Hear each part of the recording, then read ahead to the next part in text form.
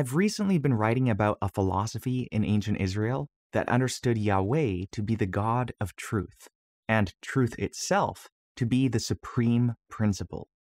This was actually part of the materialist school in ancient Israel. If you aren't familiar with ancient Israelite materialism, I recommend listening to the 7 episodes of this podcast prior to this one, starting with Dirt You Are, Israelite Anthropology. Most would agree that truth is whatever corresponds to reality. But since people don't agree on the basic nature of reality, different people think different things merit the label truth. For example, most people think reality includes a non-physical realm, and most people have religious beliefs about this non-physical realm, and they of course think their beliefs are true. But for a materialist, the only reality is material reality. And so the only beliefs and propositions that can be true are those that match material reality. The materialist school in ancient Israel quite naturally had a materialistic understanding of truth. And this was no trivial thing. As I already mentioned, they held truth to be the supreme principle. All claims are tested against the standard of material reality. For an example of a practical implication of this understanding of truth is at the root of the Israelite objection to idolatry. Idolaters claimed that an essence or spirit of a deity entered the idol. But Israelite materialists said that the idol is nothing but stone or wood or metal or whatever it was made of. They believed everything is nothing more than the material that comprises it organized into some configuration. Since there is physically nothing in an idol besides its base materials, they believed that there is in fact nothing in an idol besides its base materials. And they applied this reasoning to a whole lot besides idols, as we covered in previous episodes. Another area of application for this way of thinking is morality. Since material reality is the standard for all claims, it must also be the standard for moral claims. So there developed in this materialist school of ancient Israel a system of morality that was overtly truth-based. And those who advanced this way of thinking praised Yahweh as righteous and as the God of truth because Yahweh spoke truth and acted according to truth.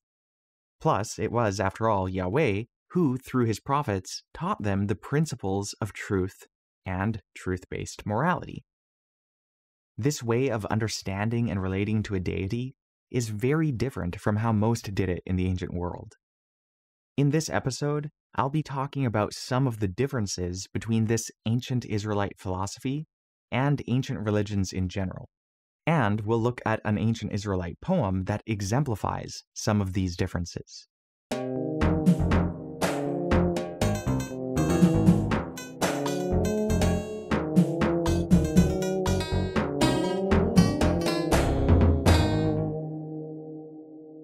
Let's start with the fact that ancient religions were primarily based on transactional relationships with deities. Humans cared for deities by upkeeping their temples and offering sacrifices, and, in return, the deity would ensure the continued operation of the aspects of nature over which they exercised dominion. For example, Ra would keep the sun rising and shining each day, and Dagon would keep the grain growing. In these systems, deities didn't really care what people believed or about the moral standing of their actions. So long as humans kept providing for the gods would provide for the humans. In keeping with this, if someone wanted to enter a temple, whether to petition a god or to keep a feast or for some other purpose, the conditions for admission had nothing to do with beliefs or with morality, and instead had everything to do with performing actions that in one way or another cared for the gods. One aspect of this was avoiding certain things that might bring ritual defilement into the deity's house, and the person might have to do ritual purifications in order to ensure this. Another aspect was to present offerings to the deity, often grain, beverages, and slaughtered animals. These sorts of requirements were par for the course for anyone who wanted to enter into an area consecrated for a deity in the ancient world. This was true of pagan religions, and, as you might be aware, this was also true for many in ancient Israel as well. And again, just to make this as clear as possible, the requirements for entering an area consecrated to a deity had nothing to do with morality and truth. Instead, they had to do with standard rituals that were understood as caring for the deity. Yet, those who understood Yahweh as the God of truth had a very different system. This is where the ancient Israelite poem I mentioned comes in. The first line reads as follows: Yahweh, who may travel into your tent? Who may dwell in the mountain of your consecration? The answer most ancient people would expect would be something like this: only he who is free from ritual impurity, whose skin is free from infection, and whose bodily fluids remain within him. Whoever has been defiled must purge his impurity before approaching the sanctuary. And whoever enters must present a grain offering and a drink offering and sacrifice a lamb or a goat or a bull. It's just a reality that rituals like what I just described were precisely what most temples and places of worship required. But this poem, as we'll see, sets forth completely different requirements for admission. I'll read the whole thing in a moment, but before I do, I just want to mention one quick thing about the pronouns. The poem uses masculine pronouns for the hypothetical person. And while it's true that treating masculine language as the default probably does reflect the patriarchal structure of society, it would be simply incorrect to assume that the use of masculine pronouns by a particular author indicates a gender-exclusive or male-centric intention on the part of that author. The use of masculine language in ancient Hebrew was generic and gender-inclusive unless it appeared in a context in which it was contrasted with feminine language.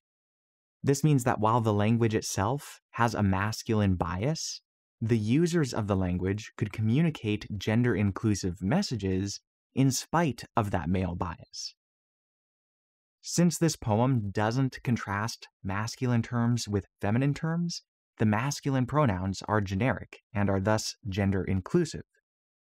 Also, I should mention that in my comments on the poem, I follow its language to some extent for the purpose of making it easy to track the relationship between my comments and the poem.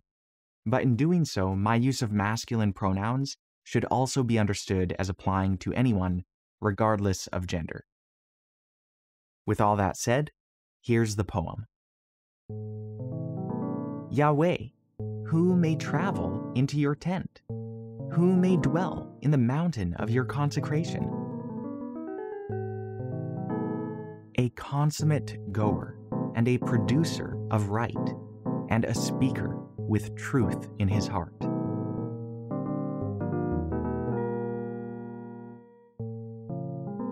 He hasn't footed upon his tongue, he hasn't done bad to his friend, and a taunt he hasn't lifted upon his neighbor. A despisee in his eyes is rejected, and fearers of Yahweh he substantiates. He's sworn himself to be treated badly, and he doesn't exchange. His silver he hasn't given at interest, and a bribe against the innocent he hasn't taken.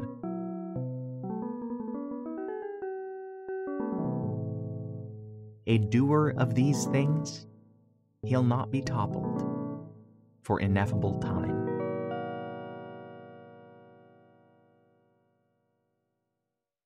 Clearly, this poem understands the conditions for entering into Yahweh's space to be moral, and even more specifically, to be rooted in truth. The poem doesn't dispense with conditions, but it gives conditions far more congruent with what would be logically required in order to dwell with a God of truth. To understand this poem's vision of ritual purity, that is, fitness for sacred space, let's briefly look at its parts. Usually, people would call this a psalm, and it is.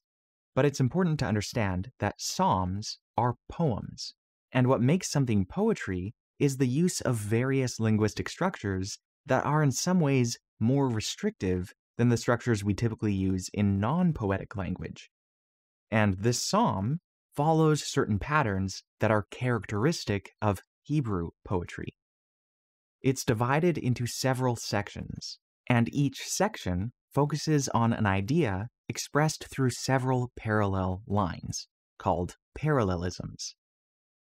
Let's take each section one at a time. Section 1. Yahweh, who may travel into your tent? Who may dwell in the mountain of your consecration? This is the opening question to which the following sections provide the answer. I say question in the singular since the two questions here are one in idea. They both express the same basic thought, albeit with different nuances. This is simply the way Hebrew poetry works. Some refer to it as rhyming ideas rather than rhyming sounds. Technically, what we have here is known as a synonymous parallelism. Asking Yahweh, who may travel into your tent, is roughly the same as asking him, who may dwell in the mountain of your consecration. At the same time, a subsequent line in a synonymous parallelism doesn't merely repeat the previous line in different words. It develops the idea a little further. In this case, the first line refers to the traveler's act of entering, while the second line refers to the person having already entered and now dwelling. In both cases, however, the question is the same. Who is fit to enter the area consecrated for Yahweh? You may have also noticed that Yahweh's tent is parallel to the mountain of Yahweh's consecration. Both of these expressions refer to the place that has been devoted for Yahweh to reside in. It is Yahweh's local habitation, and the assumption is that not just anyone in any condition can enter. I'm sure you wouldn't let literally anyone enter your home no matter their behavior or state of being. There are conditions. The same is true for Yahweh's home. So, what are the conditions? The answer begins in section 2. A consummate goer and a producer of right, and a speaker with truth in his heart. Again, these three lines express different aspects of one unified idea. One who is consummate in all that he does is a producer of right. He acts rightly, and is one who has truth in his heart and speaks it. And take note, ancient Israelites understood the heart to be the organ of intellect. They didn't use the heart as a metaphor for emotion as we do today. So the psalmist is saying that the person understands truth and speaks truth. Also, since the poem places in synonymous parallel lines, being a speaker of truth and being a producer of right, it's clear that the psalmist saw truth and right behavior as two sides of the same coin, which indicates that the psalmist was of the school of thought that held to truth-based morality. It's also clear that the psalmist is saying that the requirements for entering Yahweh's sacred space includes, first and foremost, being someone who thinks and speaks and acts according to truth. And again, keep in mind the contrast between this and the usual requirements for entering sacred spaces. Okay, section 3. He hasn't footed upon his tongue. He hasn't done bad to his friend, and a taunt he hasn't lifted upon his neighbor. These three lines again express different aspects of one central idea. This time, it's about what must be avoided by one who wishes to dwell in Yahweh's mountain. To foot upon one's tongue is an expression not too different from putting your foot in your mouth, but the image is more extreme. There's actually another ancient Israelite poem that portrays the wicked as setting their mouth against the skies while their tongue goes on the ground. You can read this in Psalm 73, particularly verse 9. The idea is that those who talk arrogantly have enlarged tongues and are prone to stepping on them. But the psalm we're focusing on presently is saying that this isn't the case for a lover of truth. The sort of person described in this poem, the person fit to enter Yahweh's tent, doesn't do bad to his friend or taunt his neighbor. While all sorts of bad are encompassed in the middle line, he hasn't done bad to his friend, the section as a whole is clearly focused on the bad that is done through speaking. Okay, let's go to section 4. A despisee in his eyes is rejected, and fearers of Yahweh he substantiates. Here again, the lines are parallel, but this time they express contrasting elements. The first line speaks of how one fit to enter Yahweh's tent relates to wrongdoers, while the second line speaks of how he relates to right-doers. A despisee, one who is despised, is set in contrasting parallel with fearers of Yahweh. This indicates that the despisee doesn't fear Yahweh. He lacks a sense of the formidableness of the God of truth, and he thus acts without regard for truth. His condition is thus truly despicable. A follower of truth simply can't befriend such a one, for how can two walk together who operate by such different principles? The follower of truth sees things as Yahweh, the God of truth, sees things, and thus despises what he, Yahweh, despises, and rejects what he, Yahweh, rejects, namely, all that is contrary to truth and righteousness. But a follower of truth can relate differently to those who do fear Yahweh. As the poem says, he substantiates them. The term translated substantiates is quite broad and can mean different things in different contexts. It can mean to provide substance for them, or it can mean to show their ways and their words to be substantial. Those who fit themselves for Yahweh's dwelling by truth and righteousness will doubtless substantiate each other in manifold ways. All right, section 5. He's sworn himself to be treated badly, and he doesn't exchange. His silver he hasn't given at interest, and a bribe against the innocent he hasn't taken. These three parallel lines again express different aspects of one central idea. The lover of truth will act for the benefit of others without self-interest. He puts himself in a position where he knows he'll be treated badly. Uncompromisingly following truth tends to do that in this world. Yet, he doesn't let the poor treatment he receives influence him to exchange his lot for the more comfortable life of compromise. The last two lines about not charging interest and not taking bribes also emphasize behavior that is fundamentally uninterested in gaining the advantage. And again, the point is that only a person who embodies these principles is permitted to enter Yahweh's space. How unlike the typical requirements of ancient religions. And lastly, we have section 6. A doer of these things, he'll not be toppled for ineffable time. The content of the sections between the first section and this last one answers the initial question of the poem. This last section is an expression of that fact, and a conclusion to the whole. The one who does all the things expressed in sections 2 to 5 will not be toppled. He won't fall down, but will instead be a successful traveler to Yahweh's tent. And so long as he is a doer of truth and righteousness, he'll be able to continue his consummate goings and enter Yahweh's tent again and again from time to time, and do so for ineffable time.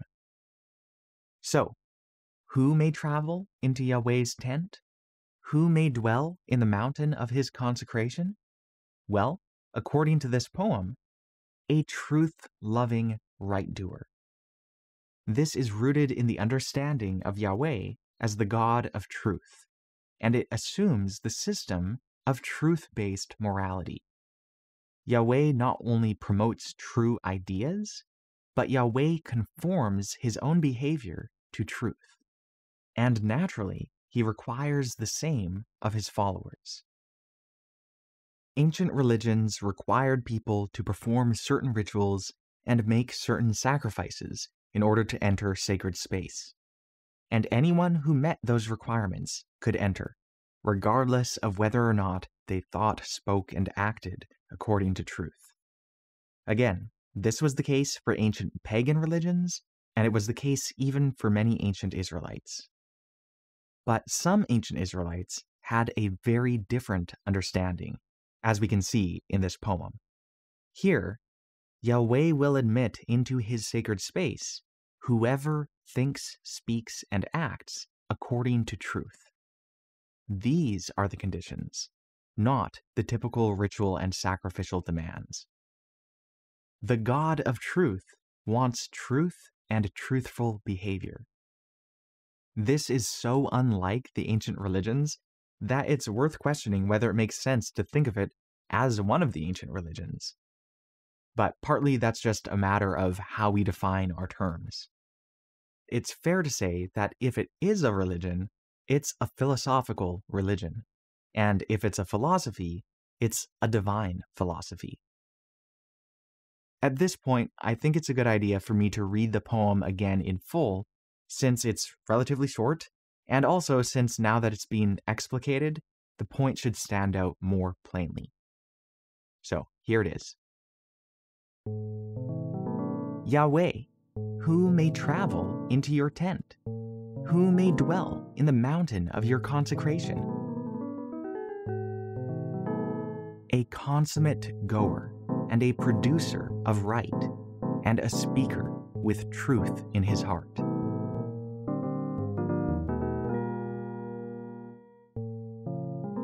He hasn't footed upon his tongue, he hasn't done bad to his friend, and a taunt he hasn't lifted upon his neighbor. A despisee in his eyes is rejected, and fearers of Yahweh he substantiates. He's sworn himself to be treated badly, and he doesn't exchange. His silver he hasn't given at interest, and a bribe against the innocent he hasn't taken.